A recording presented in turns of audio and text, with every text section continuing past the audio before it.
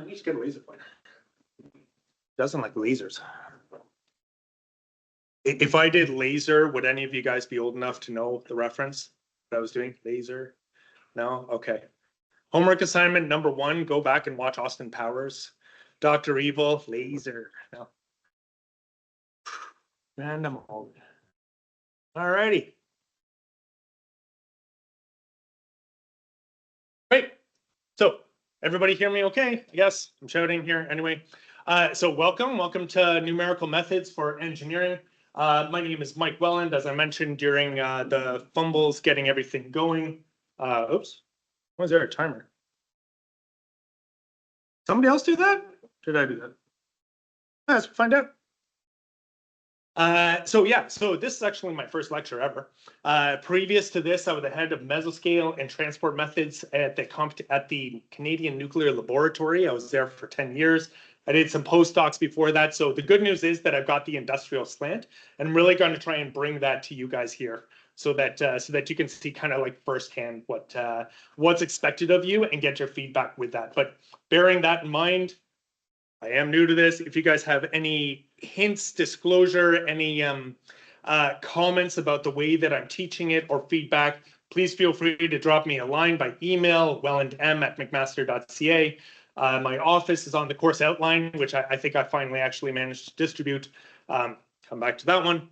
And otherwise, let's begin with a pop quiz. So please, everybody, solve a nonlinear heat transport PDE using an implicit time stepper and Newton's method. I need the solution at every single time step, and I need you to document throughout. How many of you guys would be able to do this? You? Yeah. This is a final exam level assignment, right? This isn't even a final exam. This would be like a final exam assignment. This would be like our final assignment. This would be like a take-home problem. Do it over the weekend, and then like bring it in the next Monday or something. So who would even know where to start? Yeah, you did flex PDE. I mean by hand. You know how to do it? Eventually, yes. But even better, I'm immediately going to exit, or at least minimize here. The modern approach is copy this. Oops. Oh, it's not even. Oh. Okay. How do I get out of this? Oh, it's because it's still in presentation mode, isn't it? Kill the presentation. Okay. This is the modern approach to computing. Go to there, copy that, go to collab.google. I don't know how they got away from like .com or .ca or something, but they did. So,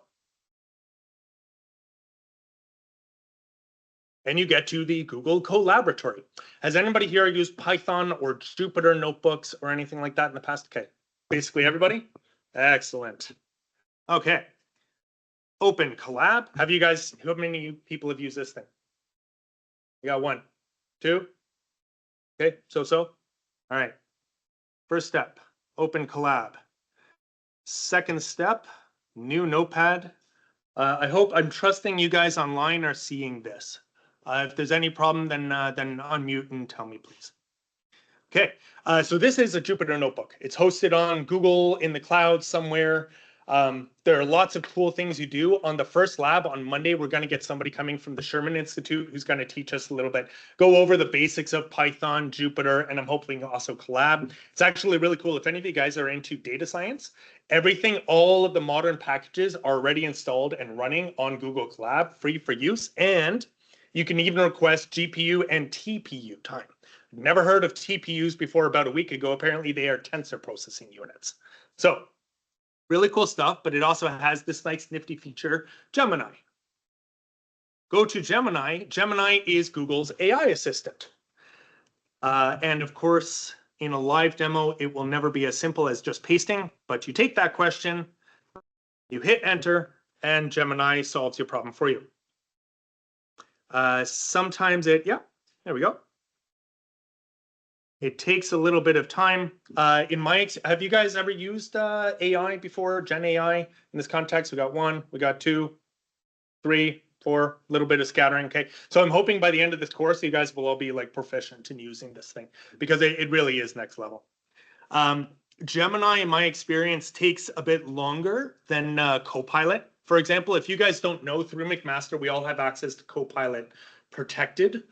What that means is that our prompts aren't like kind of scanned and mined and everything by Microsoft. They are considered private to us. So you can use Copilot, ChatGPT, whatever you want, but through Mac, we get this privacy thing. I don't know about the actual value of that, to be entirely honest, but it's a nice little perk. This funny button here, add code to cell. Go into the cell, hit Shift Enter, and every once in a while, it will either give us an answer that's useful and I can move on with the lecture, or I have to move to my backup slide.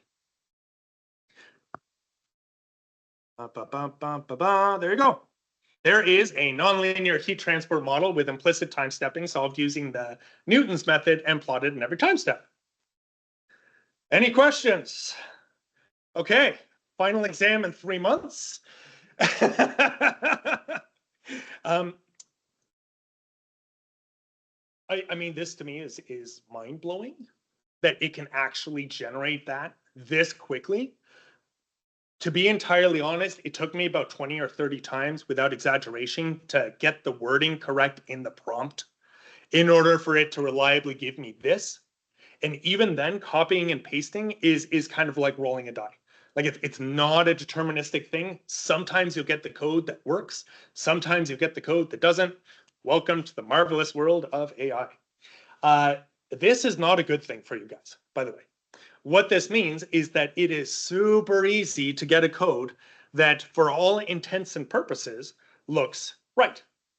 Right? And it has all the sophisticated language. It has the linear space. It has the time stepping. Here's the initial condition. You can change that to make it a cosine tan, whatever you want. Your nonlinear function, discretization of your spatial domain, your time loop. It even checks for convergence. And let's see whether or not, yeah, and this one even has the better solver, the better linear solver, something called a sparse solver. Super easy to get this. And frankly, it's very tempting just to copy and paste this and submit, and then you're done. The problem is that sometimes it doesn't work. And if it doesn't work, you know, you kind of need to go in and you need to understand what's happening in there. So, I'll resume to my presentation here. The state of the art. AI is the latest in a long list of tools that have all been disruptive and have all completely replaced engineers in all facets, obviously. Starting with probably the slide rule, even that was before my time. I was around when calculators came out, especially computers, when computers were going to take all of our jobs and nobody would need to work anymore because computers were going to do it. And then the internet came out, and then everybody's job, it just became obsolete. And here we are working longer and harder than ever. So AI will not replace engineers. Engineers using AI will. So my task for you guys is to teach you how to wield AI, how to use it. I shouldn't say that. I'm not going to teach you how to use AI. I'm going to offer you the opportunity to use AI. You don't need to use it for this course. Frankly, you probably want to, because it'll simplify a lot of things quite significantly, to be entirely honest. So,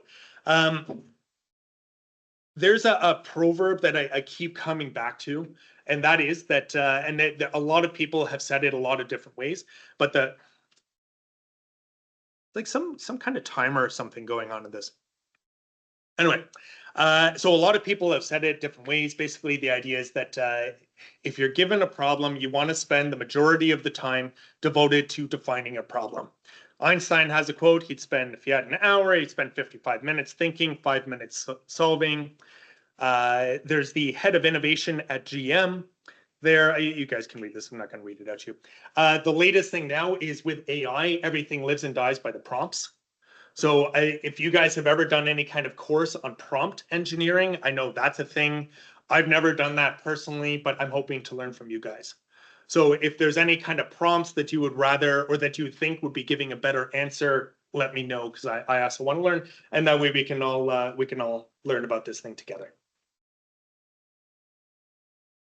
So me defining the goal of this course is to teach you how to write, numerical methods. Anything taught in this course has been done by somebody else better than we will ever be able to do. I've helped out with PhD candidates who I went and I looked in on them, and they were using a MATLAB solver for a nonlinear PD, which is fine, but there are much better solutions out there, much better solutions. And the reason why he was using the MATLAB one is because he had written a finite element solver for his master's, right? So I showed him this other tool set. He adopted that, and all of a sudden, you know, the scale of his simulations went from this to this, because the tools are already out there.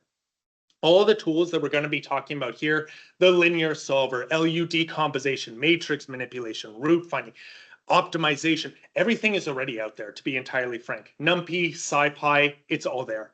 The problem is that, and we want to use it, right? We want to be able to use it. It has a bunch of options. It has a bunch of parameters, and it doesn't always work. And what I want to do is teach you guys how to use those tools. And what that means practically is teaching you the language that they're speaking. That being said, you know, write them, save them, pat yourself on the back, and delete them, frankly, because the SciPy algorithms are frankly better.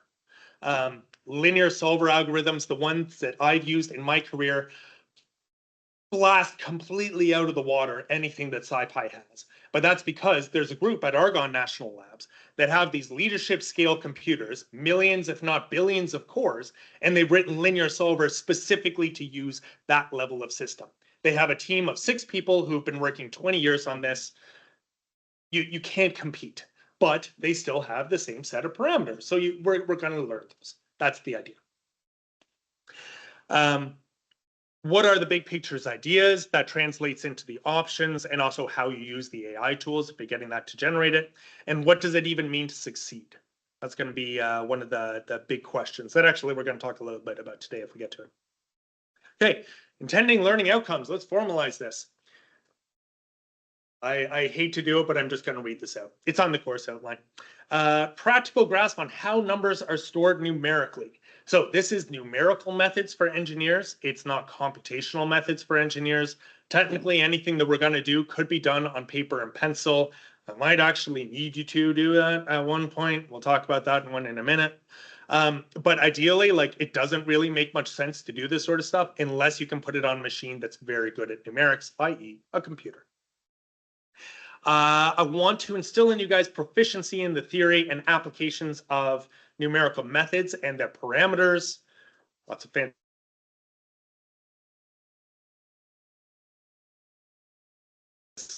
simpler building blocks. Numerical methods all build on each other, especially in computer methods, right? So what we're going to do is we're going to work out the building blocks beginning at storing a number. We're going to build up to what a linear system is, how you do root finding. If you can do root finding, you can do optimization, right? Because that's the derivative, the root of the derivative. We need to learn how to discretize things, and it all kinds of builds on each other, but you need to think about that and be able to realize how the pieces fit together. Application of numerical methods to real world engineering problems, because I guess you guys are aspiring for one of these guys.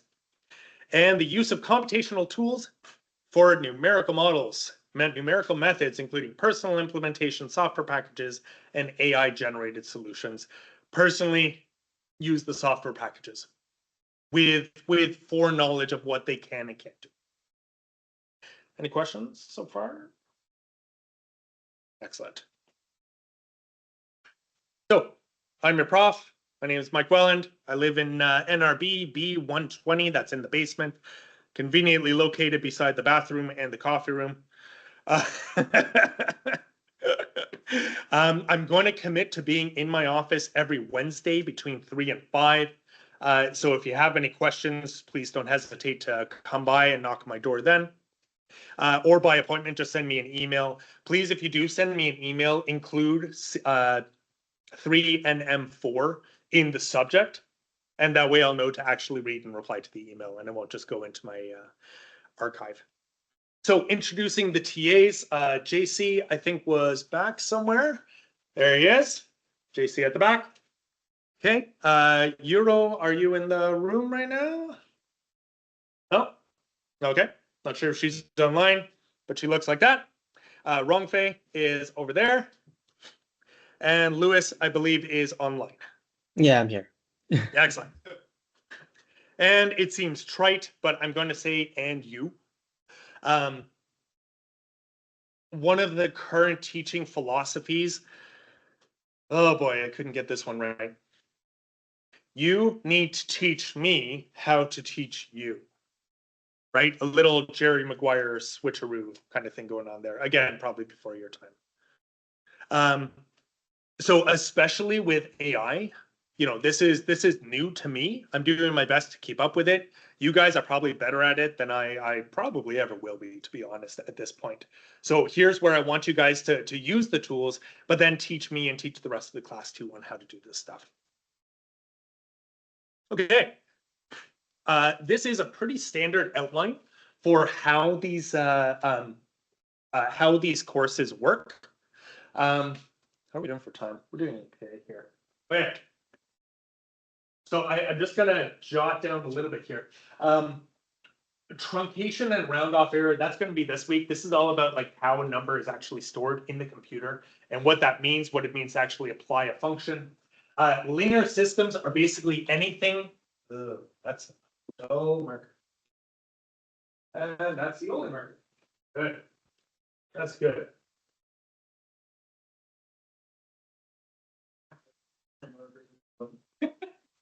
Okay, so I'll just bring I'll bring a marker. There you go. Dude.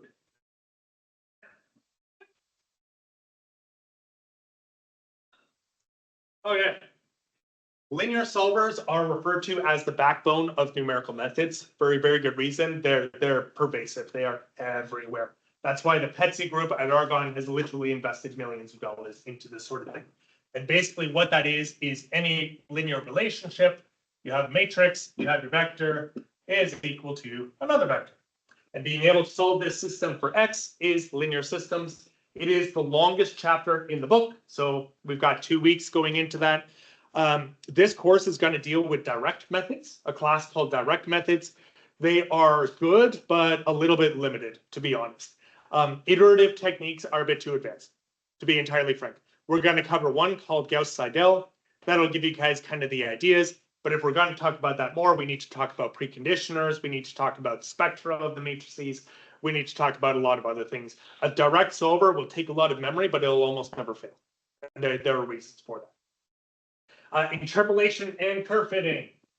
You've got data, fit a line, fit a curve. We're going to talk about it. Roots of an equation, right? If you've got something that looks like that, where is the root? This is really good because any equation that can be written x plus x cubed is equal to 4. Move the 4 to the other side, equals 0, and now you're looking for a root of this guy. If you want to optimize it, you take the derivative and then you find the root of the derivative. Root finding, fundamental. If you want to do multiphysics, like your multiphysics course, what you can do is you can put it all into the same equation and find the root of that one, right? That root finding all over the place. Numerical differentiation. You have a function like this. What is the gradient of this data? There are different ways to do that. We're going to cover them and talk about them because that's fundamental to finite difference, not so much finite element. Same thing with integration. What is the area of the curve under here? That one is good for FEM. Differential equations, initial value problems is anything that starts somewhere. So you would say y by time is equal to the current y. That's a population problem, right? So you say the rate of change is proportional to the current number of bunnies, people, whatever, right? You have a little constant down here. That's called an initial value problem because you give it the initial value, why not? And then you step in time. Stepping in time is not nearly as easy as you might think it is. And we'll talk about that. It's actually pretty much the bane of all of our existence. Next one is boundary value problems. So here's more probably in line with a multiphysics course that you did. So in this one, you have a bar or something with boundaries 1 and 2, and you're doing a temperature profile that's 100 here, 20 here, and you're looking for the equilibrium profile. Boundary conditions will also work in the initial values too. So that's going to be an extension of that. Partial differential equations. This one is, it's a little bit of a catch-all, to be entirely honest. If we need a bit more time in like the differential equations, initial value and boundary value problems, we're going to make it up there. Basically, the idea with a partial differential equation is that you have more than one independent variable. So you have time and space, or you have time and X and Y coordinates, partial. Finite element, hopefully we're going to get to that. It's not actually in the textbook, but I think it is useful because that's actually the standard. Very few people use finite difference industrially and professionally. Eigenvalue problems, I really like that one because everything else will give you, we probably should have started with this. Numerical methods will give you an answer to the problem. And they're great because they will give you an answer to almost every problem. Sometimes it'll even be the right answer. What eigenvalue problems do is it actually tells you something about the problem, right? You can actually start to work out the vibrational modes, the frequencies about what's actually happening when something is being. Optimization is way down at the end. Anybody who thought that the answer was take the derivative, set it, and do the root find on that is woefully mistaken. Optimization is tremendously of massive interest for obvious reasons, which is money. Everybody wants money, and optimization equals money. And there's a lot of work on that one. So, materials, you will need access to a computer. Ideally, so the labs will all be on a computer. If you can bring your own laptop to the lab, that would be ideal. Otherwise, public facilities are fine. Python 3 and Jupyter notebooks, it's great that you guys all have experience with it. I personally would recommend using Google Colab, and I'm actually going to be teaching from those notebooks. I'm going to distribute them to all you guys. I should send out that link. Everybody online, I'll send you guys out the link once I'm done blatting. What I like about Google Colab is, first of all, it's collaborative. There's nothing to install. We don't have to worry about version differences, but also you have Gemini right there. So you can start to kind of work out that sort of thing, which is pretty cool, to be honest. Let's face it, it's a 5:30 class. This time slot sucks. But so at least we can have some fun with it. You're welcome to use your own installation, integrated development environment, IDE, GitHub, Stack Exchange, whatever you want. Oh, sorry, not Stack Exchange. Thinking I'm jumping the topics there. GitHub, if you have like VS Studio linked with your GitHub account, that's fine. Show of hands, how many people have used GitHub? Okay, so you guys are all probably better at it than I am. The textbook, Numerical Methods for Engineering with Python 3. I cannot pronounce his name, but it is available for free through the Mac library. There's the link. I'm just going to show you the link right now, actually. I guess people online can't see that again. Close. Click that link. It's in the course outline. If you go to the first one, full text availability here. You got to log in. I'll just show you guys quickly. There you go. You can select all and download PDF as a zip. I am not able to just download everything, merge it all, and put it onto the class share space because of access reasons. The library needs to keep track of everybody, but that being said, you guys can. Plus, then you get the PDF. You can keep it. Okay. The textbook is good. It's not great. It doesn't include error in like tolerances, round off, things like that. So I'm going to supplement it with another textbook. This one I am able to distribute. So I'm going to add the PDFs to the share space. And then you guys can just get on that one. Got a question?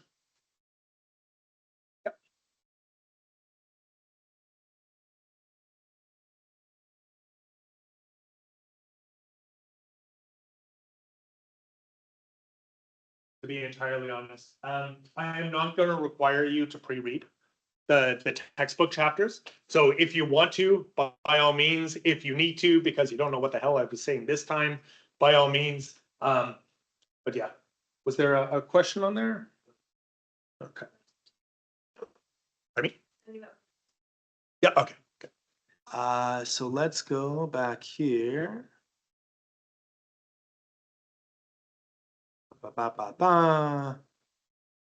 Okay, additional notes. Yeah, I'll put them into the share space. Okay, everybody, favorite topic, evaluation. I struggled with this one a lot. Essentially, it's all in the course outline, and you should actually have the correct link. I don't know what's going on with A2L and the course outline on NCHVAC and stuff like that. I need to sort that one out. I struggled with this one a lot. This is what I came up with. No. So I struggled with this one a lot. How to evaluate whether or not you guys conceptually understand what's going on, frankly, without just allowing you guys to use AI to answer all the questions. I got the assignments from a couple of years ago. I literally just copied and pasted them into AI and had the answer. Like, it was super fast. So what I'm doing is, so actually, my course of action was to ask Copilot, which gave me some great ideas. Practice what you preach, you know? Like I'm saying, use AI in all facets, so use AI. And plus what I liked in my undergraduate way back in the day when dinosaurs roamed the earth. So weekly comprehension quizzes. Every Monday, you're going to get a link. I don't know how it works with Avenue to Learn, actually. The idea is that you're going to have 2 questions, multiple choice. Each question should take you about a minute. This is not a number crunching exercise. I assume you all know how to work a calculator. You're not gonna, but you're also not gonna have time to like kind of ask AI, call up your buddy, because everybody will have a different set of questions, blah, blah, blah. This one is really, do you understand what's going on or not? Don't panic about it. You know, it's easily marked, to be frank, if you get it. And we're only gonna be taking the top 10. So we're gonna have 12 because it's starting next week. So you have two mulligans. Each question should take 1 minute.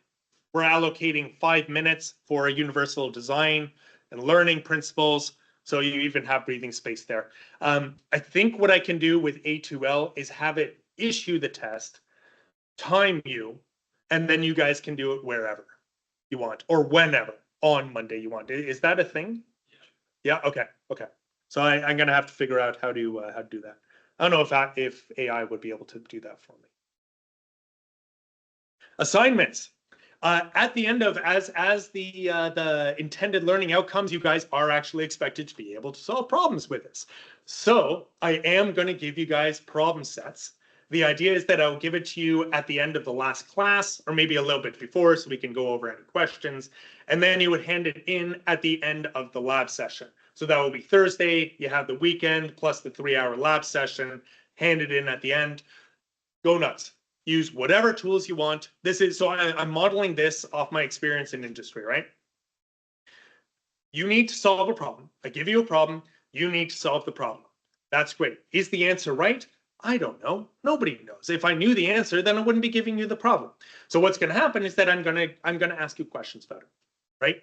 Why did you do it this way? What does this mean? Wait a second, I got the wrong parameter in there. It's actually 130, not 100. How do you modify the code? Where would you put in that change? What would it do, right? So the idea is that you guys get the assignment, you hand it back at the end of Monday, work in a group, talk to other, sorry, very quick aside because I'm already running low on time. I tend to ramble, so just putting that out there. In undergrad, I only ever did assignments by myself or maybe like in a small group, but it was always kind of like do the assignments by yourself. I then got to industry, and when I tried to do anything by myself, I'm in nuclear, right? And when I tried to do anything by myself, I got my wrist slapped. Why would you do anything by yourself? If you're given a real question, the first thing you do is, what did the last guy do? The second question is, are they still around? Can I get them to tell me and ideally do it all for me? Right? Like, and this is how the nuclear industry works. You know, like You make the minimal changes. If something works, don't kick it. Just leave it be. If on the odd occasion you actually do something novel and original, you don't hand it in. You get your buddy to check it. And then you get somebody else to check it. And then you get the technical review, at least one, if not two, to check it over. And only then do you actually hand it in. But never, ever, ever work by yourself. Ever. So, which kind of goes against my whole, like, you guys should actually know how to do this stuff, doesn't it? But here we are in academia anyway. So, you have to do the problem set. You got to hand it in. You are going to get a mark. Counts for 15% of your final mark. During the lab, here's the kicker. During the lab, 3-hour lab, after 1 hour, we're going to come around and tap you on the head. If you get tapped on the head, you know what? I'm going to save that for the next. No, I'm going to talk about it now. I'll just come back to it. If you get tapped on the head, at hour number 2, we're going to start calling you guys up. If you're in person, we're going to pull you aside. If you're online, we're going to do a, I don't know, breakout room or whatever. And we're just going to ask you some questions about how you're handling the problems. Okay, it's not, this isn't about like, did you get the right answer? This is, are you using the right technique? Do you understand what's going on here? Me as a manager, you know, are you the right person for this job? Is the reactor going to melt down? Right? To be entirely frank, probably not the reactor melting down, but the fuel bundle, yes. Right? So this is where kind of like you instill in me as the manager that you actually know what you're talking about and that I should actually even trust your answer. If you go up and you tell me that the maximum temperature of the water is going to be 250 degrees at atmospheric pressure, we're going to have a problem, right? Like you guys have to have some kind of understanding of that. Okay, so that's the other 15%. This will not be every lab class, by the way. I think we have 60 registered students in here, way too much to do every time.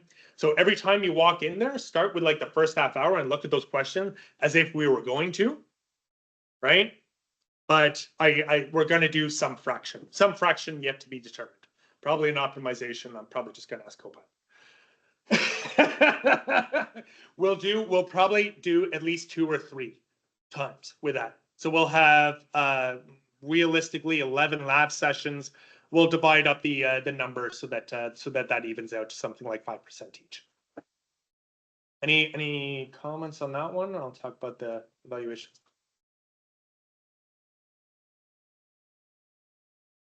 Ideally in a Jupyter notebook. So sorry, I should have said that, in Python. So if you want to do it as a PY file, if you want to do it as, ideally do it as a Jupyter notebook. In the collab, I'll show you guys how to export it, and then you can actually send it in. Great. That way you can document everything, and I can always just wipe all the output and have it regenerate everything. If you are going to use AI, please include the prompt. Copilot will do, sorry, not Copilot, Gemini will do that anyway in Colab. Just copy and paste in the prompt that you use. And if you're not using Gemini, just say which tool you're using. If you're using Black Box AI or whatever.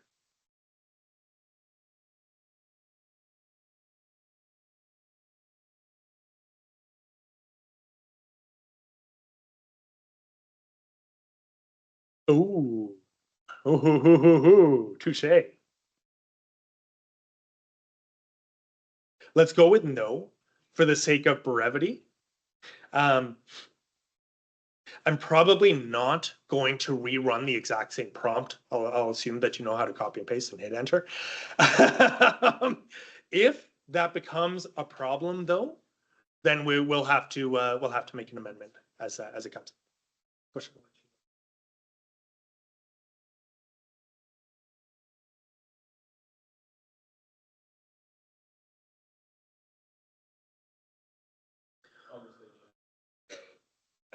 Frankly, a bit too complicated for efficient marking. All you do is click on a link and it just shows the whole. Yeah, but then I have to read the whole conversation.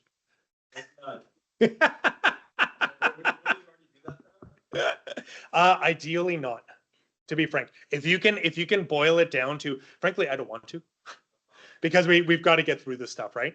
So if you can boil it down to one prompt, that's the ideal.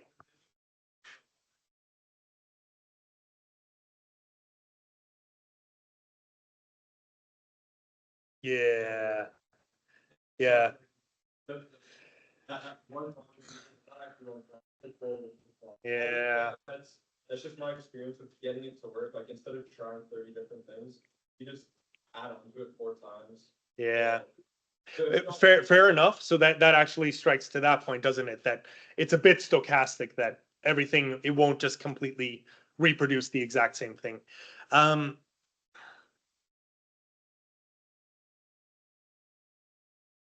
How about in that case, you put down the prompts, all the prompts that you've used, and just omit the output? Yeah, yeah. I mean, the output, the final output is what you're actually Yeah. pasting in there, right? So let's go with that. Let's start with that, and we'll see how it goes. And that way, everything is condensed. One more question.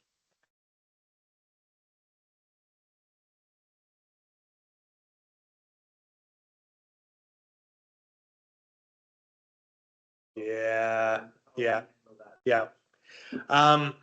I found in that case, it's pretty simplistic.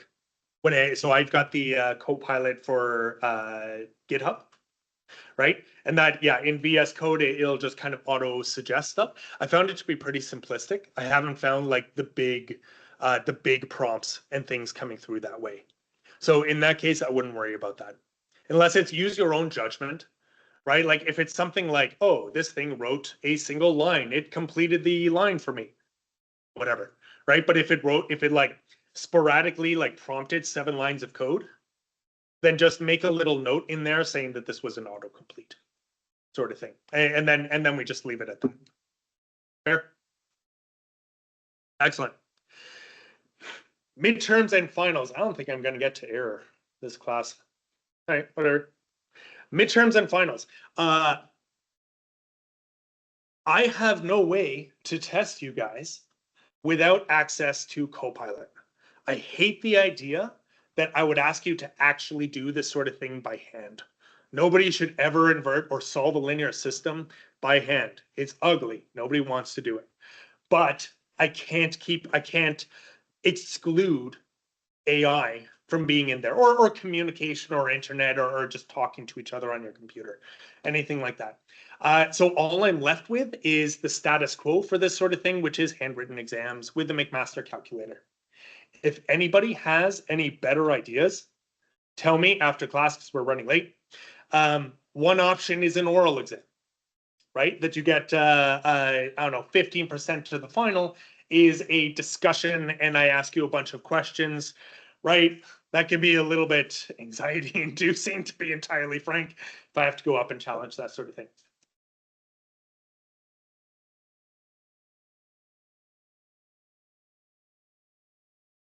Yeah, oh yeah, yeah, yeah, yeah. Yes, yeah, absolutely, absolutely. What I'm thinking for the final exam, the final and the midterm, is to give you guys blocks, code blocks. So you would just be able to say, like, say the question is about nonlinear solvers.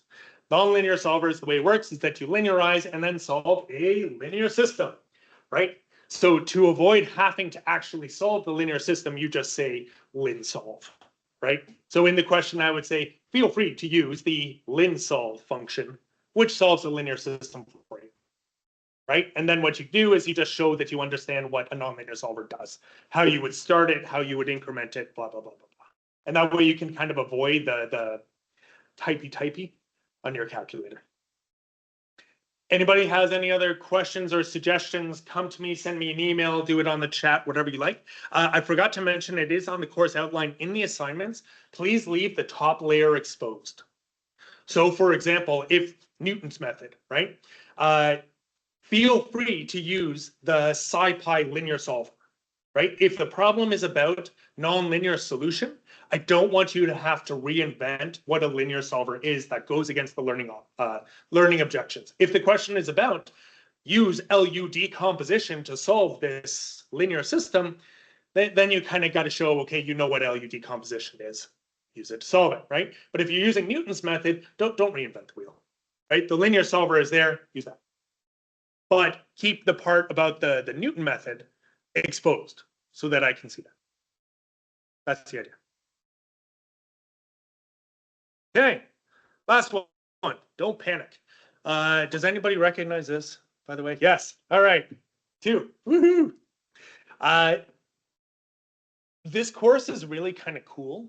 I've got to say, I'm actually pretty excited about this because a lot of it is kind of, it's a transformation in the way that you guys are going to be thinking about a problem, as opposed to a just memorization course, right? We're not just going to go through a nuclear reactor naming everything and ask you to understand what radiation poisoning is. Not radiation, fuel poisoning is xenon poisoning, right? Like you guys are actually going to be changing the way you think.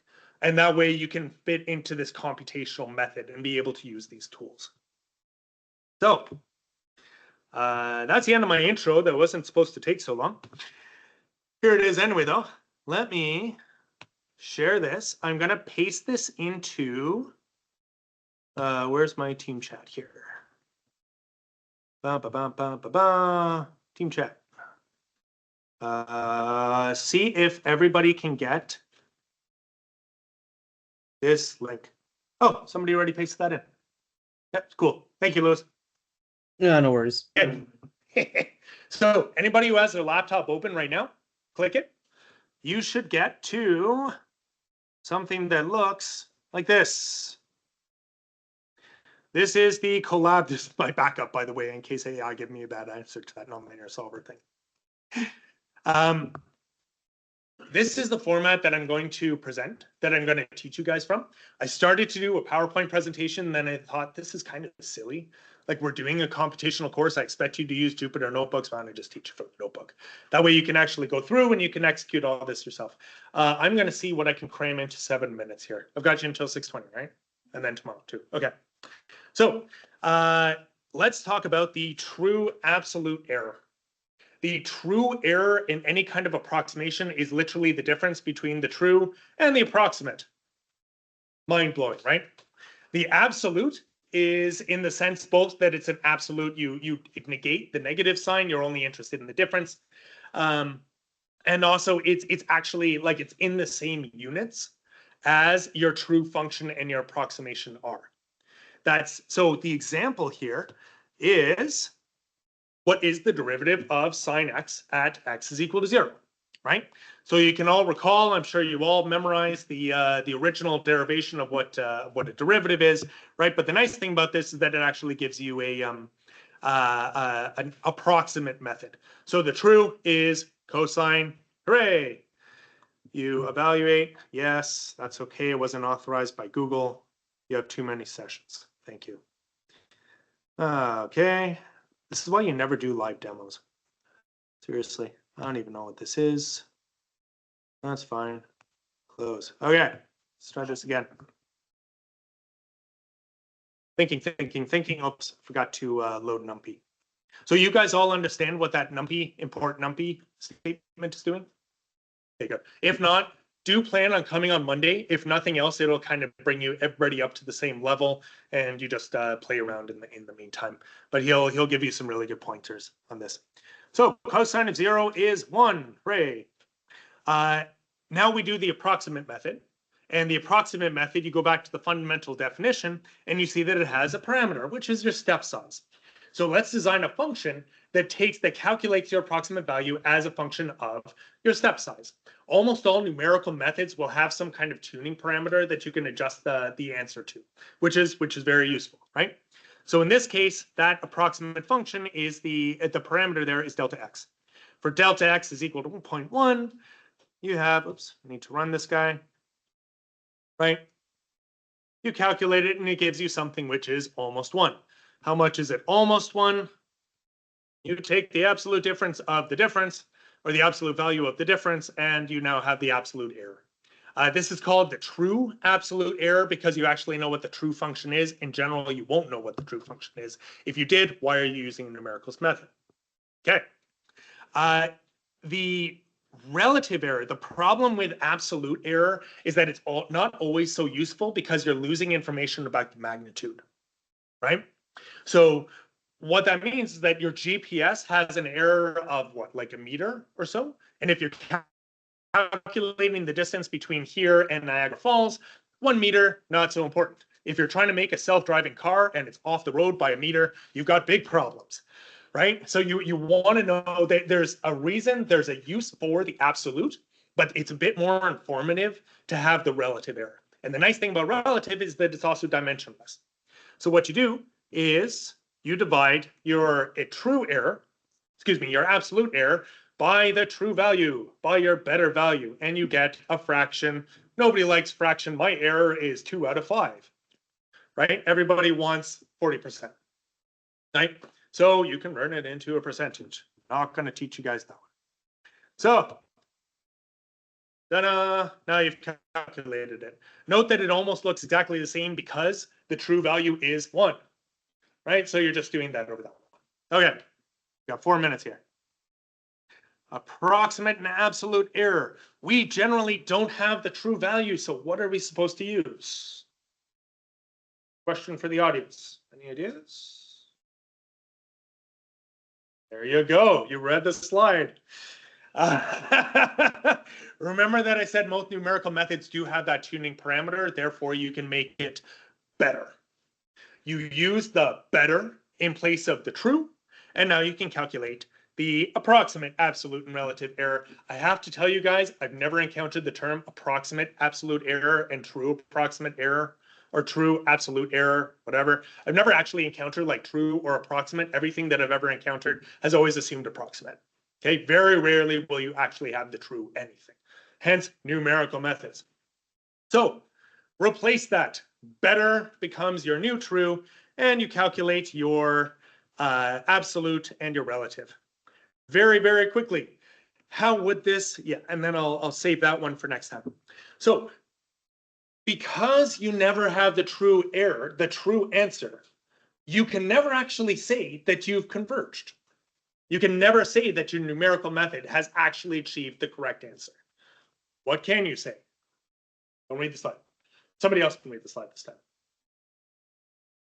Got like 1 minute left, so I'm going to spoil it. Spoiler alert, right? You can say that it's good enough.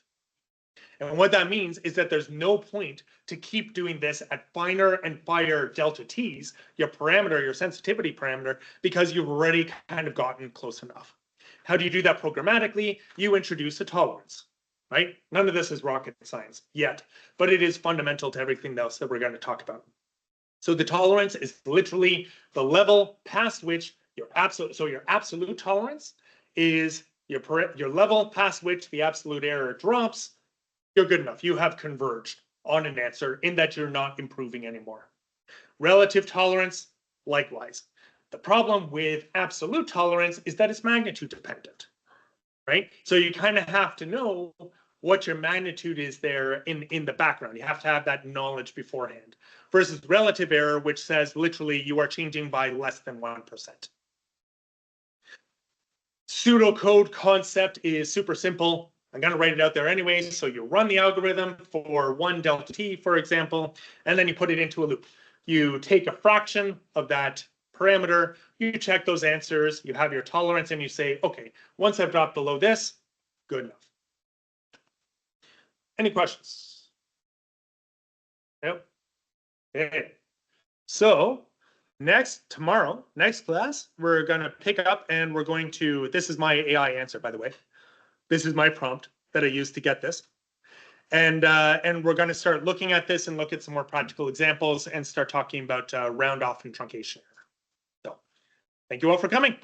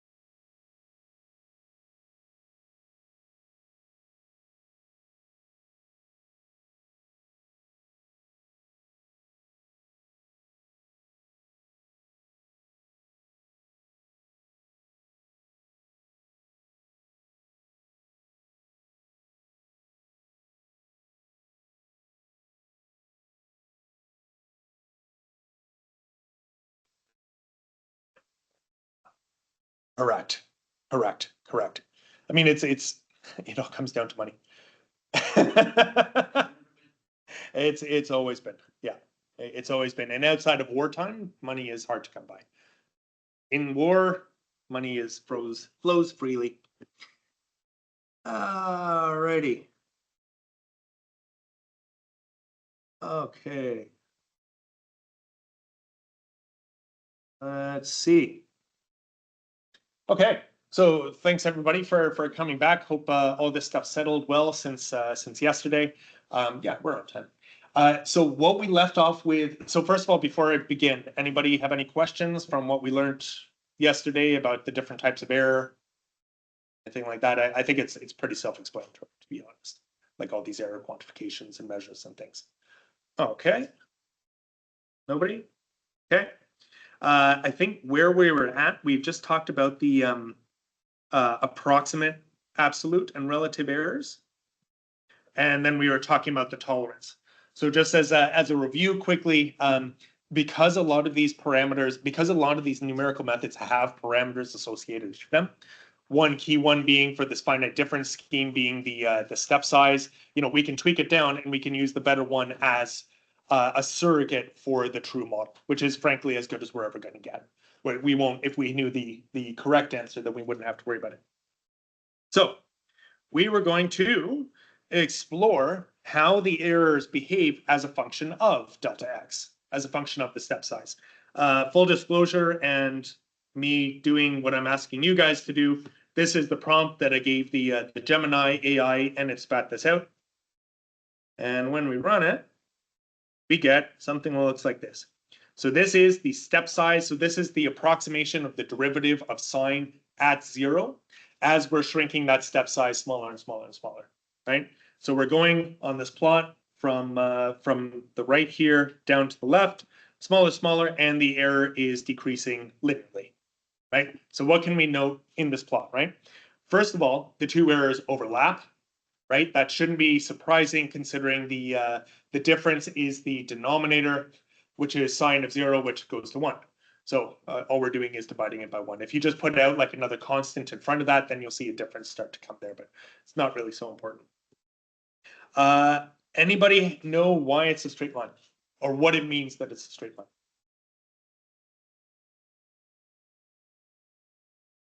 It is a log, but moreover, it is linearly related. So actually in this lecture, we're going to be able to derive and show that it's a finite different approximation is linearly dependent on the error of that is associated with the step size linearly. And yeah, I'll come back to that point. I'll talk about that one now. Generally speaking, the different, like kind of the standard methods that we'll be talking about have been studied theoretically to the point where we know like how the error behaves with those parameters. So we can classify them according to different orders of the approximation, and we'll derive what those are and why this is linear. Okay. And anybody know what this guy is? Nice flat line, and then drop like a rock. Any guesses why you would be doing that?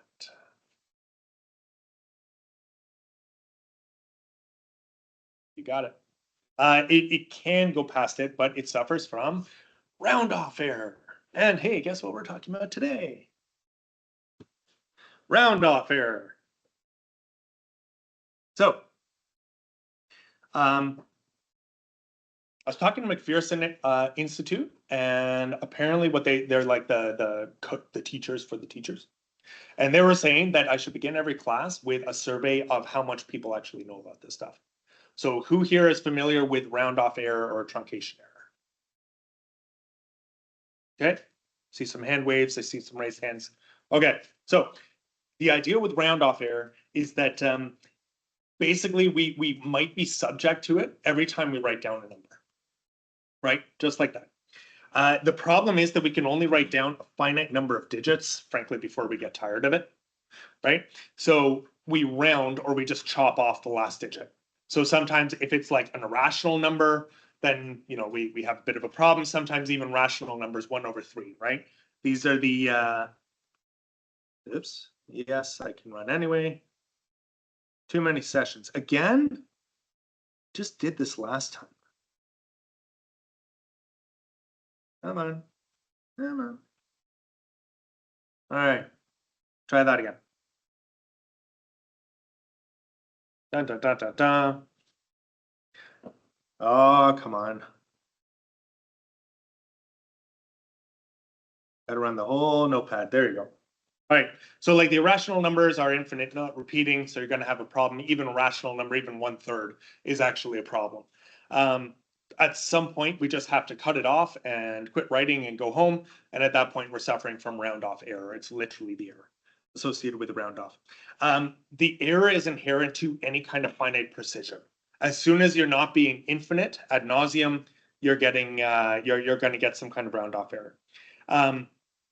One adage that I've heard is the average human is capable of about 1 mistake a second, but computers are capable of millions of mistakes a second, right? So usually when we approximate 1/3 to be 0.3333, right? Pi is 3.14, right? Like we're not going to use it very much more past that, so we don't really have to worry about that. But computers, because they're doing these calculations over and over and over and over and over again, then all this round off error can accumulate and cause lots of problems down the line. Okay. Yeah. So if we could use infinite representations, then it wouldn't be an issue. Have you guys ever used Mathematica, Maple, anything like that? Yeah. Okay. So like symbolic, right? Benefits to doing it that way. It looks nicer. That's a good one. It is accurate. Yeah, definitely. What else? What's that? Yeah, sometimes. It also tells you something about the answer, like because you're manipulating the symbols as opposed to just the numbers directly. What are the cons? What's that? It's a lot of code, yeah. But I mean, if you could write a function that works on Mathematica or Maple, you could write it that also works in NumPy.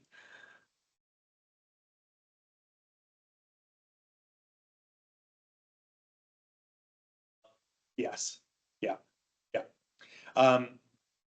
That's for two reasons. There's the manipulation of the equations themselves, and then there's actually the compiling and spitting out of the actual answer. Have you guys used SymPy at all, by the way? Yeah. Okay. So SymPy is actually a pretty cool thing. It's symbolic logic in Python. So it's super handy. It's also super slow. Mathematica is really optimized, and they have like the simplifying routine. The simplify in SymPy is terrible. Really, it just takes forever to get anywhere. When you put it into numerical, so if you do a calculation in SymPy or Mathematica or any of these guys, and then you do the same thing in numerical methods, numerics are going to be much faster, much faster, and usually more accurate too. Not accurate. What am I thinking? I don't know. I don't know what I was thinking with that one. The downside is that it's a specific answer, right? Like if you have a matrix and you want to invert it, right? You can calculate what the inverse is going to be in terms of the elements. Mathematica is going to take a while, but then that expression is valid for all matrices that fit that original template, not just the one that you were working with. On the other hand, the numerical method is going to spit that out super fast. Let's see. Dun, dun, dun. Okay. Binary representation. I don't want to belabor this. Binary, like this is kind of the whole point of me talking about all this. I was kind of thinking about this on the way here. You're not here to learn binary, right? What you're here to learn is don't trust the numbers that you're working with because sometimes they'll mess up, and I want to show you why. But I'm never going to ask you to actually convert a number from decimal to binary because there's no point. That's another class. That's computer science or computer architecture or something like that, right? All right. Humans use base 10 number system because probably that's the number of fingers we have. Fun fact, Mayans used a base 20 number system, which means that they could only do math sitting down. The way that this is kind of one of those things that like we're so used to looking at numbers this way that we don't actually really realize what's happening, but then we want to translate it to a computer, and that's when we have to actually think about what's going on. So when you have a decimal number, what you're doing is every column in that decimal number is broken down and multiplied by 10 to the power of whatever that number was, right? So 1305, you go from left to right, you say 5 times 10 to 0 plus 0 times 10 to 1, 3 times 10 to 2, blah, blah, blah. Note that we're writing that order backwards, right? The number is written from left to right, but we're calculating it from right to left because that is in increasing increments in 10. Binary is like that too, it's swapped because it's easier to compute like that. If we look at the binary representation, so when we use decimal, it's base 10, literally because of 10 fingers. Computers use binary, base 2, right? So the same number represented in binary is this funny guy here. And you can calculate, again, going from right to left. You calculate 2, and here I started to omit the zeros, right? It's just 2 to the power of 0 plus 0 times 2 to the power of 1, blah, blah, blah, blah, blah. You get up to your decimal number. Great. It's also possible to use, oops, I need to evaluate this so that I can actually use them later. Ba, ba, ba, ba. Yes. We can, just like we can express, we can use decimal points with decimal system. We can also use it with binary. And the way it works is actually completely analogous. You just go into negative integers.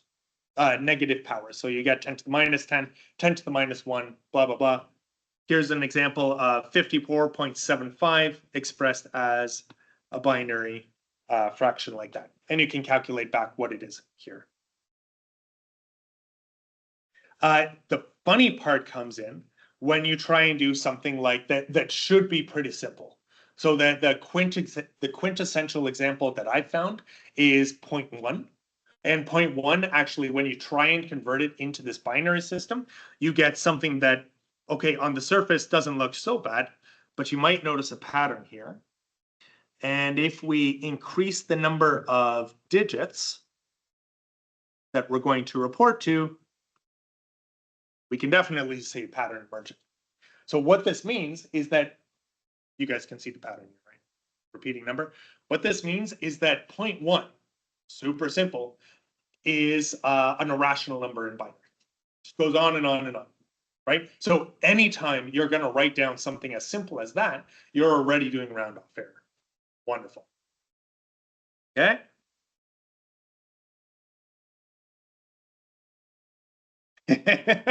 Surprise. Basically anything that's not a power of 2 or can't be broken down into powers of 2, sums of powers of 2, you're going to get into this problem. And it's just a fallacy of being able to write down anything. If we could write down infinite digits, no problem. Then we're okay. All right, so precision. We mentioned about the number of digits that we actually write down. That's related to the precision of the number. Computers use a standard data unit called a word. The number of bits in the word is termed a precision. That's all defined by convention. That's an IEEE convention. And it's done by increments of 32. So single precision, it's a little bit different from C. I see some bewildered faces. I know that C begins at 16, and then the long float is 32. No, You disagree? Yeah. That 8 bits, and then the word, if it's little Indian, big Indian, switches which way it is. I've never heard little Indian and big Indian in a long time. Indian. Yeah. So no, it's word size is individual memory reads within a 32-bit system, and those are in. So that's just a slight difference. I know because I worked with this at work. Is that right? Yeah. So for example, the 32-bit will have 4 words. That was 4 bytes. For 8-bit words. Right. So I thought that was 4 bytes. 4 bytes make a word. Depending on the system, the word size can be different. Okay. Yeah, so, trust me on this, but,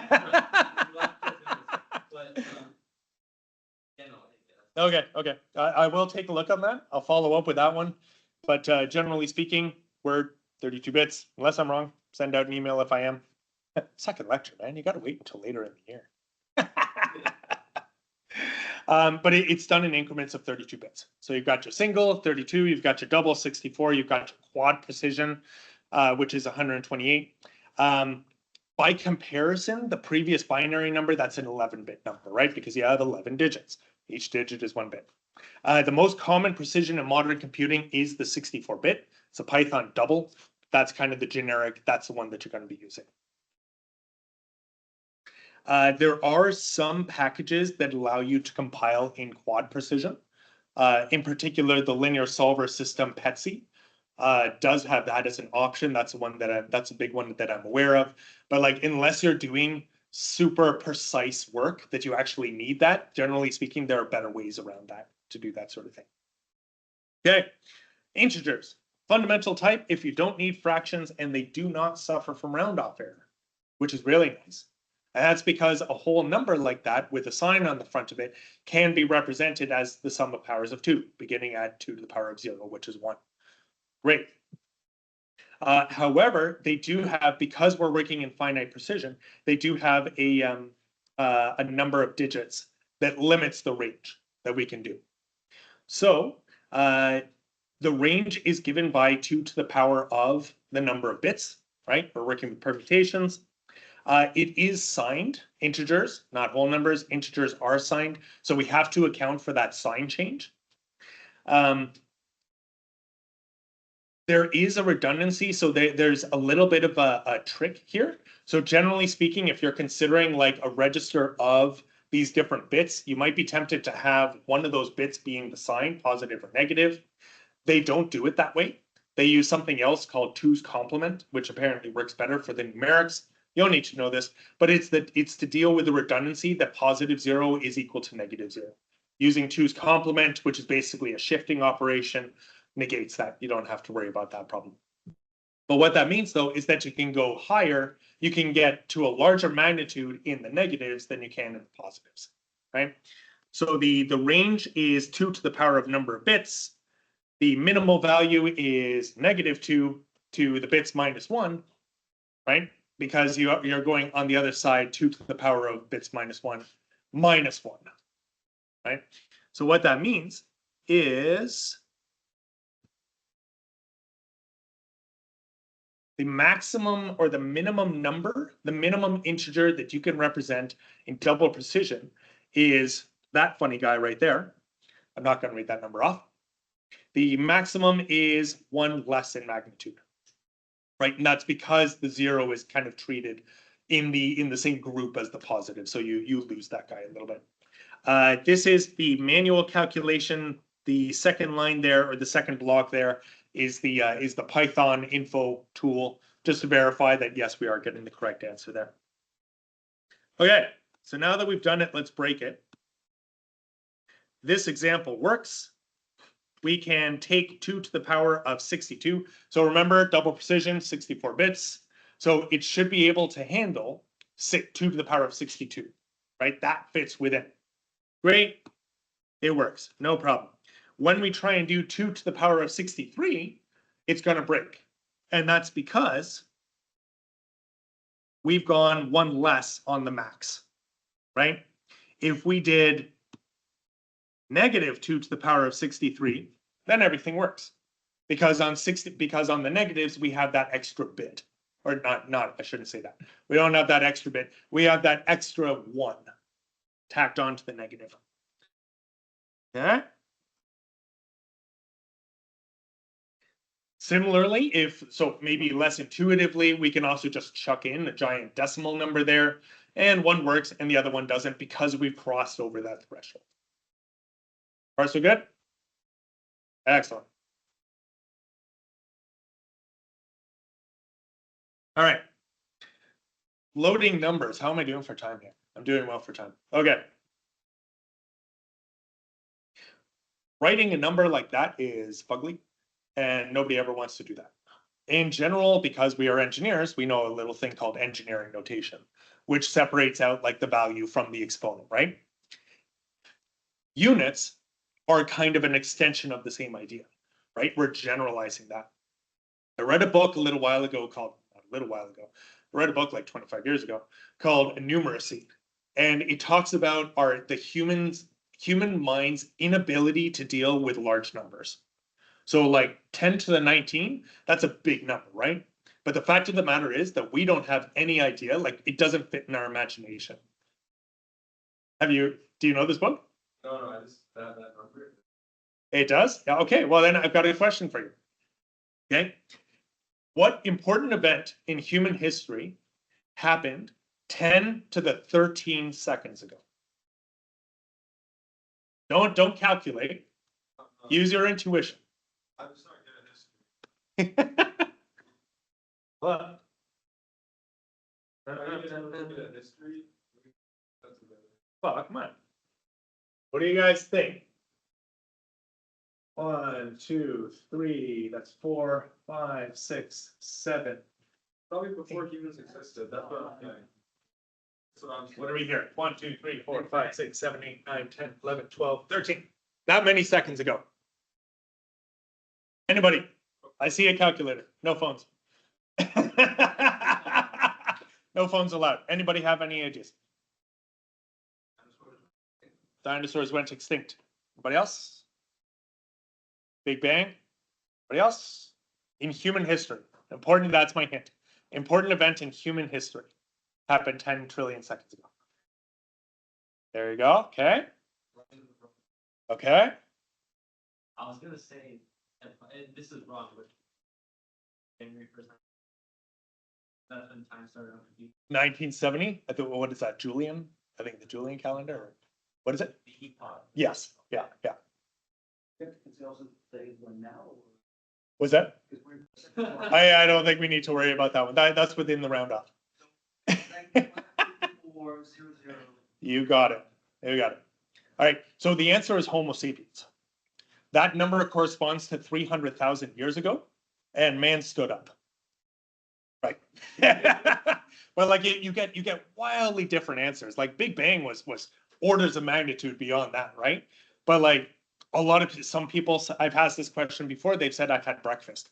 Class started 10 trillion seconds ago, right? Like we have no conception of this number, but the computer can still work with it, and that's fine.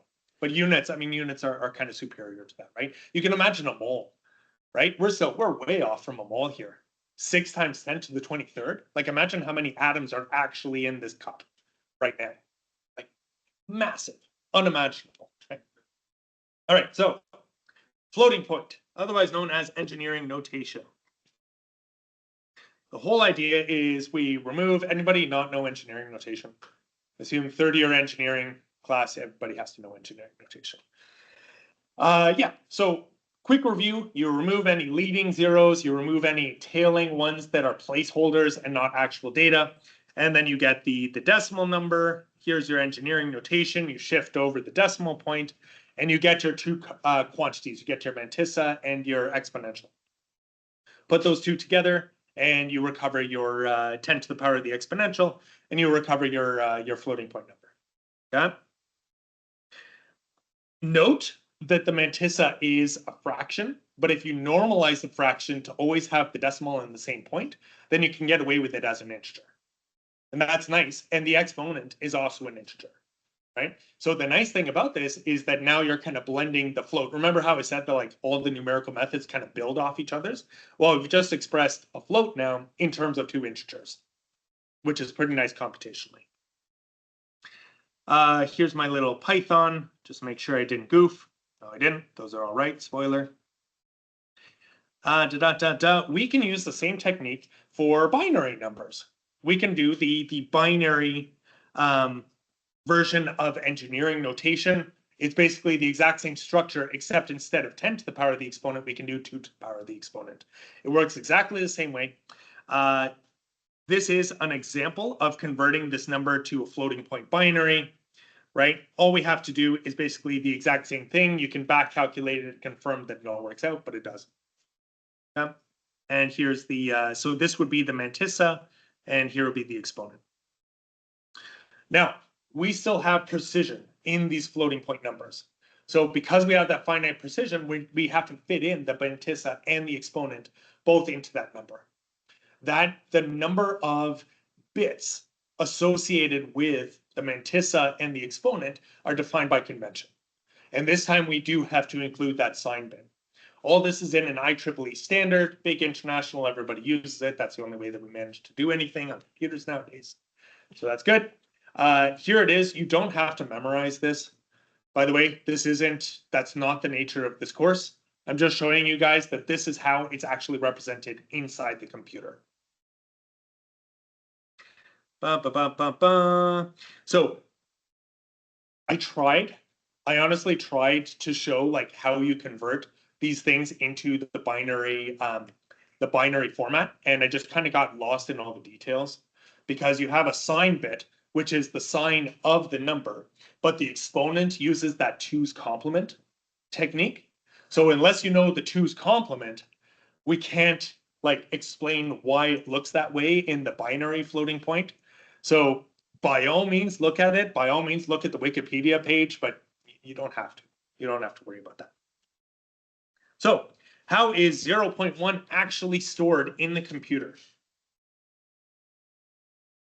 Here, I'm just asking Python directly. And when you ask it, so we're assigning this number 0.1, and then we're telling it to print. And this 0.55f means that we're printing it out to 55 significant digits, right? And when we do that, we see yes, yes, yes, yes, yes. Oh my God, what's happening here? That is the roundoff error, essentially, because 0.1 can't be expressed in binary. Whatever we've done to it comes out in the wash, right? And just for kicks, we're going to calculate the relative error, and hey, here's your relative error, which is small. It's super small, right? But it is still there. Why is this important? It means that we have to be careful in any kind of expression where we're mixing orders of magnitude. So associativity in addition and subtraction that everybody kind of takes for granted, you can't anymore, right? If you have 1 minus 1 and 1e minus 20, 1 plus 1e minus, I brought my own, right? 1 plus 1e minus 20. You guys all know the E format, right? Short form, excellent, right? Is approximately 1. So if you do your order of operations, 1 plus that becomes 1, 1 minus 1 is 0. But if you group the other ones, then you get your 1e minus 20. And that's bothersome, because that means that you can't necessarily actually rely on this stuff, but there it is anyway. Okay? It also means that you have to beware of subtractive cancellation. And what that means is any two numbers that are differ from each other, except for like a little bit down at the end, don't really want to trust. That the quintessential example of this is in the what is it, the binomial theorem, roots of a quadratic, and you work out that the b squared minus 4ac are really close together under certain circumstances, and it gives you radically wrong answers, right? But what it comes down to is that because you are working in finite precision, that little round off error accumulates, and you get something that isn't correct at all, right? Here's 1, 2, 3, 4, 5, 6, 7, 8, 9. First of all, that isn't represented correctly. B is 8, 0. That's not represented correctly, and the subtraction is way off. It's just something that you have to be aware of. This actually touches on something called scaling that we're going to be talking about later when we talk about linear systems, because it's important to basically what you're going to do is we're going to try and target the calculation to be on the same order of magnitude as the answer. But I noticed you're using NumPy types. Yep. Doesn't Python's built-in point dynamically resize? I might be wrong, I don't know this, but I'm pretty sure that they automatically resize the Does it? I think it does. Yeah, okay, well, I'm seeing two nodding heads, so I'm gonna say probably. But yeah, it doesn't work when I try and illustrate a point with double point precision. But that's a good one. That's a good one if it does. Hey, Dr. Wellen, can you hear me? Yep. Is this presentation online? Because some of this, I don't believe the students online have access to the notebook. I think I sent it out on the team chat. Did you check the main channel? Yeah, I do not see it. I see. Oh, I'll copy and paste it into the meeting.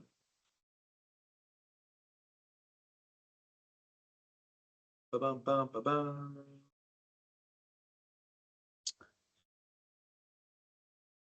oh, there it is. Yeah. Okay. There we go. Thanks.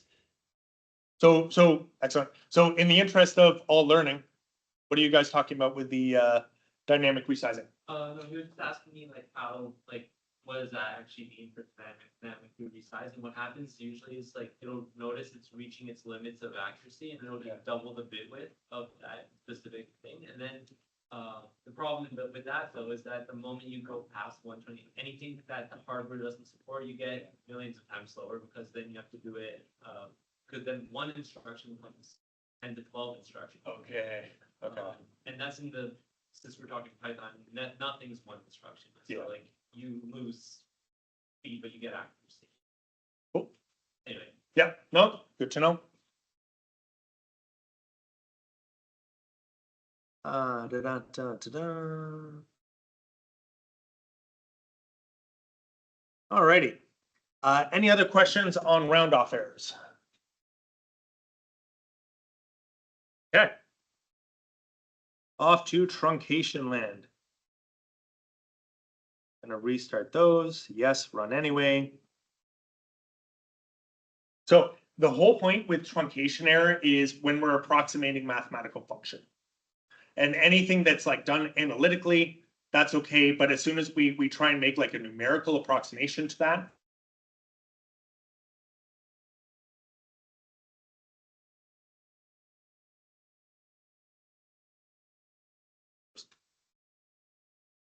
that die? No?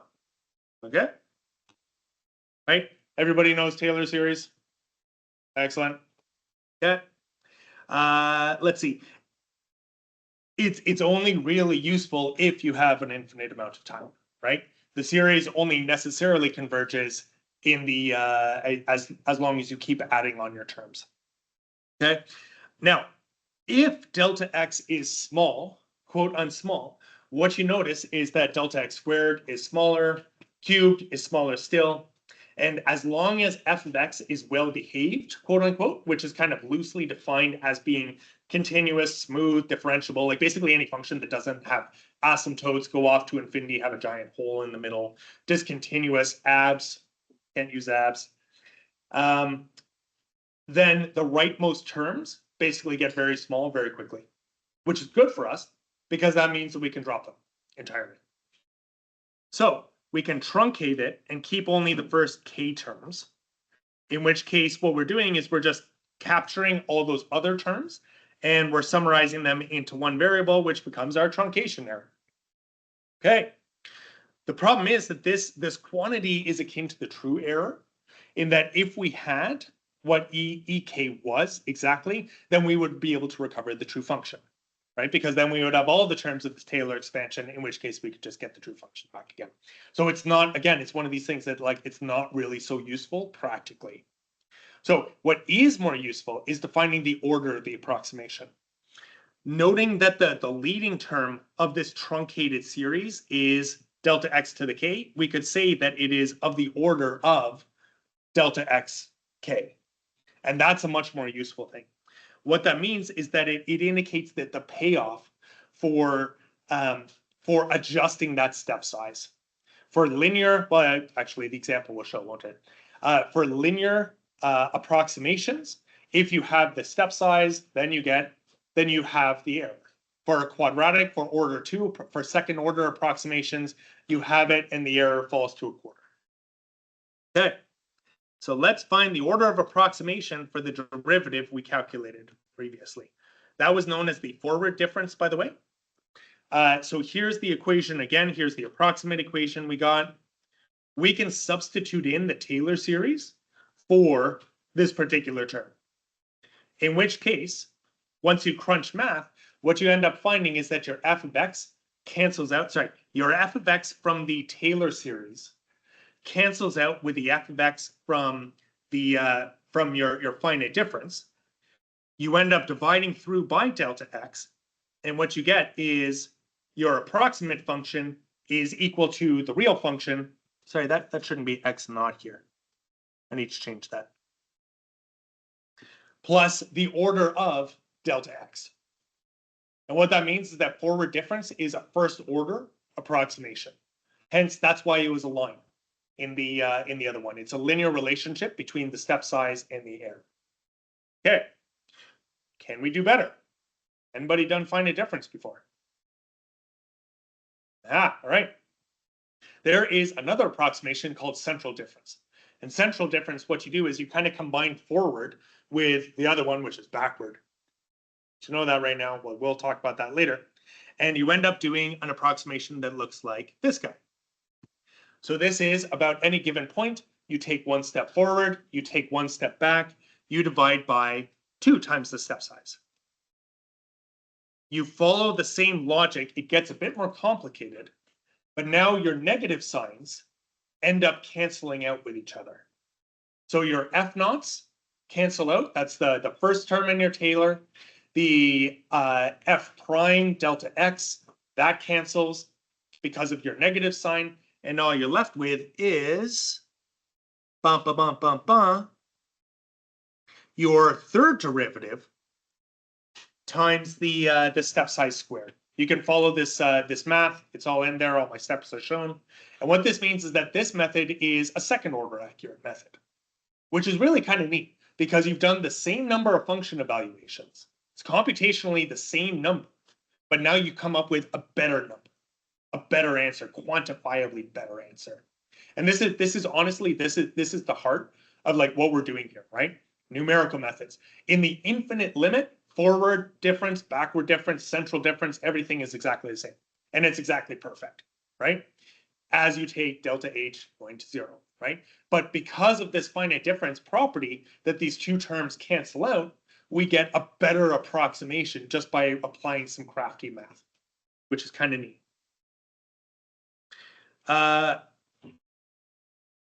Just as point of context, because I think I can fit the rest in within 10 minutes.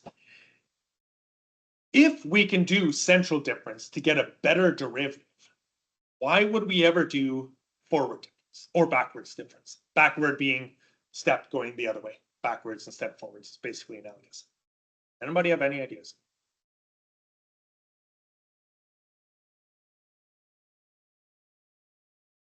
If we were doing a spatial discretization, if we were doing a differential equation, derivatives, pop quiz, surprise, right? They're going to factor into when we talk about solving differential equations.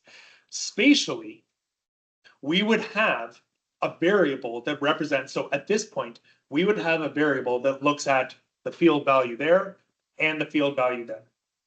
So we're going to be applying central difference. Hey, I just spoiled it for you. It's like a month and a half. We'll talk about that one, right? What other derivatives are in partial derivative equations?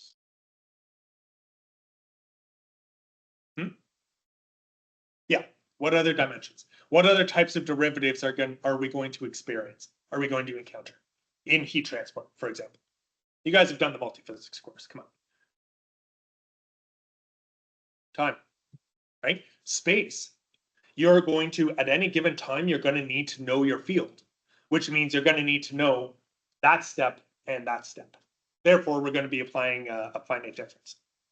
Time, though, you're not going to know the future time. If you knew the future time, then we wouldn't need to do that, right? Generally speaking, you have your previous time steps and your current, depending on the implementation. You either have your current or your n-1. Doesn't really matter. But you don't have the next one. So whenever we're look at delta, like die by die t in a partial differential equation, we're going to be doing something called time marching, which is backward difference, a backward difference formulation. That's where it's going to fit in. And then there are other ways you can use previous time steps too and get a higher order accuracy, but then it's more computationally expensive. So we're going to get into that. Not to mention instability that just nukes everything. Common mathematical functions. Computers are very good at addition, subtraction, multiplication, division, exponentiation. What about other functions? What about sine? Guess how that's calculated? That was a question. Guess how that's calculated? You think Taylor? It's not Taylor. But we're going to assume that it is Taylor, right? So what we can potentially do is a Taylor expansion, right? And we can look at, okay, this is a nice way we get any kind of trigonometric function, not any. Should be, I'm talking mathematics, so I need to be precise, right? Never go on like math stack exchange. They'll just like, you ask a question there and they'll just drill into what the heck you were talking about and never actually answer your question. But Taylor expansion, let's consider that one, right? Sine of x, everybody knows Taylor expansion. If not, just Google it. Cos, exponential, ln, no problem. On the surface, that looks good because it's polynomial. That's what computers are good at. Let's work with a polynomial. And they are also globally convergent, which means I could ask for the sine of 1, sine of 10, sine of 100, and it will always give me the right answer, right?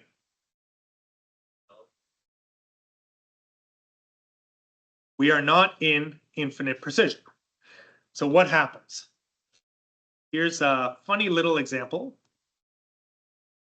So what this is going to do is it's going to calculate what the Taylor series is of sine about this point x into n terms. It's going to spit out each one of those terms and then sum them in order to get what the approximation actually is. Okay? For small x, so for sine, the approximate value of sine of 1 to 10 terms, we're going to get this guy. Skipping down to the bottom, right? The approximate version is that. It compares very well to the NumPy implementation, which is that one. Great. If we look at the terms, we can notice a few things. First of all, they are flipping sign, right? This can be a little bit dangerous because if things don't behave well, then you get positive and negative, and now you're getting into that subtractive canceling regime, and we're going to see what happens with that one. But very importantly, they are decreasing. This is a convergent series. Great. No problem. Let's look at it for larger x's. If we ask for the sine of 10, again skipping to the end, this approximation, the Taylor series, finite precision Taylor series, is going to give us negative 16 and change, and the actual answer should be minus 0.5, right? So we're off. When we look at the terms, we see they are getting, look at this, it gets larger and then smaller, which is kind of funny. And this is related to the fact that the finite precision, all that round off error, all that truncation error is starting to accumulate. Each term is subject to round off error, and then we're truncating the series. If infinite round off, we didn't have to worry about that, and you added them all, it should work. It doesn't here. And if we do sine of 100, we get super funky. We get this massive monstrosity, whereas it should still be about 0.5. This is why, now, the fix is easy, right? What's the fix for this? Yeah, for his son. Why? Yeah, how would you fix this? Factor in -2. Right? Make large x's small x's, and therefore you have solved your problem, right? In general, this is why you should use a package. Because in general, you know, like I said before, people have been doing this. They've been doing this for a long time. Everything is super optimized and they found all these loopholes already. So that the numpy sign, I tried to drill down and figure out what the actual implementation is. I couldn't actually find it. Bonus points to anybody who does. Apparently that the modern mentality is to actually incorporate things like lookup tables, even, which is kind of surprising, right? Like back in the day, people had, oh, I want sign of 0.7. So they would look up, like, pull out the encyclopedia, and at the back would be 200 pages of tables of calibrated things, and you would have to do a linear interpolation. We've actually kind of gone back there again, which is kind of funny, but there it is. It's some optimized calculation that does that. Good news is we don't have to worry about that. It is still useful. This is why we don't do this by ourselves, right? This is why we're using these things. It is still useful to examine certain edge cases. So there is one function, actually two functions that you might run into at one point. I'm just going to point them out to you. Looking at the exponential Taylor series, you see how there's a 1 out in front? For small x, we're going to have 1 plus something small, which gets newt, right? So the same thing as before, like if we do exponential of something small minus 1, we're not going to get the right answer. We're going to get the wrong answer because it's being lost in the approximation. So what NumPy did, is they came out with this function xm1 minus 1, right? And that is specifically optimized for the case where you have exponential of something minus 1. Similarly, the inverse is log of 1 plus. I think it's log 1p. And that's basically, that's the inverse. That's for when you have x that's very close to 1. Or very close to 0, excuse me. That's all I got. Any questions with truncation error?